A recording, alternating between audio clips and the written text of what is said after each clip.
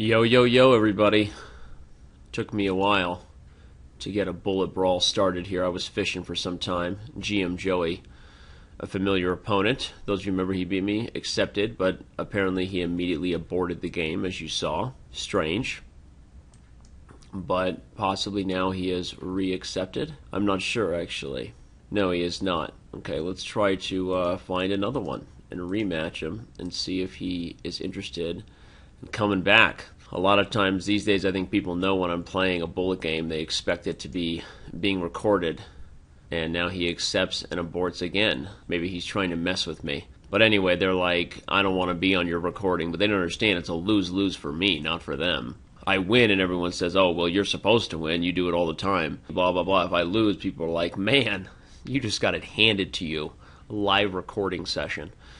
All right, well, I'm going to keep searching for a game here. Either GM Joey will actually want to play and stop running around in circles, or he will not, and I will find a new opponent.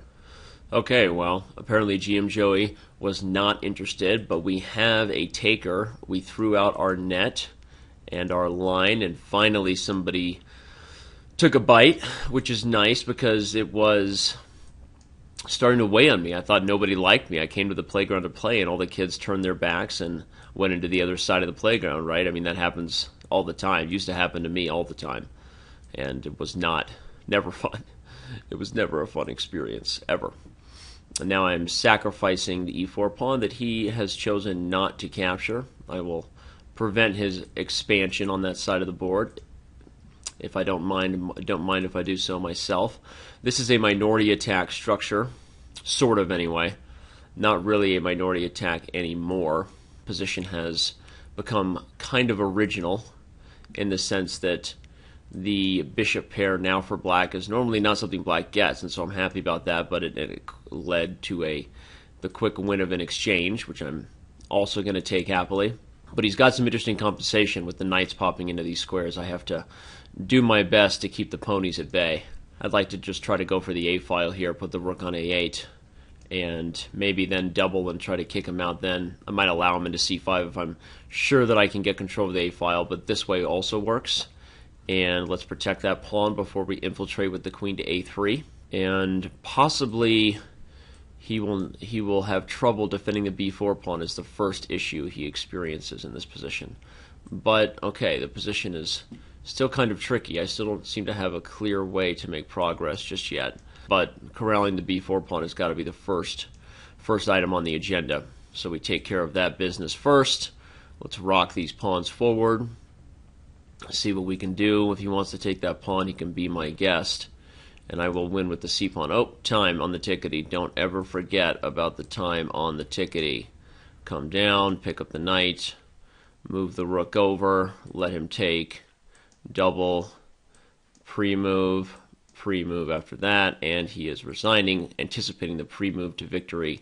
He offers a rematch, and since we had GM Joey aboard and waste your guys' time, we'll give you at least one more thrill ride in today's video. I'll go ahead and pre-move out my Panoff Botvinnik attack, my most standard approach to the Carol Con. If you're wondering what the Panoff Botvinnik is all about, you can check it out in our Chess Openings playlist. I believe it is covered there. This variation, known as the classical endgame, or at least it was going to be known as the classical endgame. I don't remember what I'm supposed to do now. I'll go ahead and take that pawn because, like I said, I don't remember exactly what I'm supposed to do here. Okay, yes, this is the right line. Simply forgot.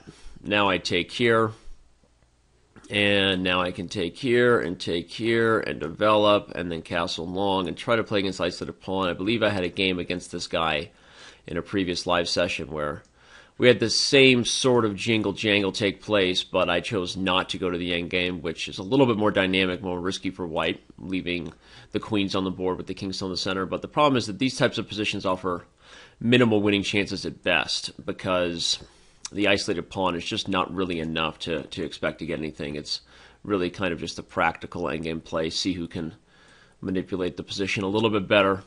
I have not as much time as my opponent. I need to be playing faster and talking less at this point.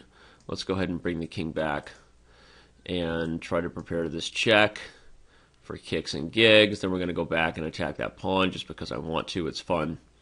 If he goes back to defend it, I will pop up here Trying to just gain a little bit of time on the tickety. We'll pre-move another check and go back once again. Then we will pre-move this check and back up. Again, we're just playing a little tickle right now with the king, right? Just a little how's your father? Should be fun. And if I have to trade up the bishops, it makes my winning chances even worse. He is going to infiltrate on the second rank. Aha, but he didn't. He didn't right when he should have. He should have done it right away. Now I will be happily heading into this position here. Bring the rook to the side. Bring the rook down to the 6th rank. Advance the pawn. We will take that guy with check and come back happily. If he does it again, we'll go here. Sometimes the best thing you can do in Bullet is the tickle game, only because you gain just enough time to confuse your opponent as to your intentions. Is he really going to let me have a draw? No, of course I'm not going to let you have a draw. I'm the only one who can win this endgame, even with the loss of that pawn.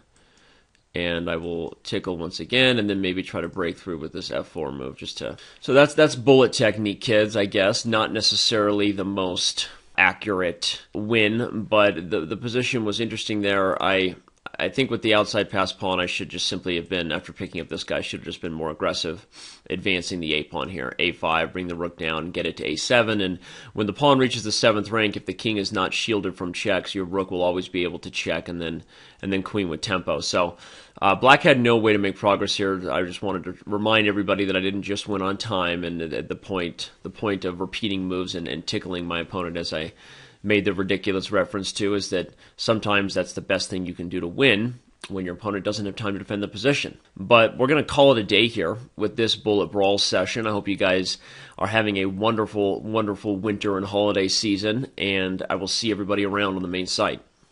Hope you enjoyed this video, and I'll see you around on Chess.com.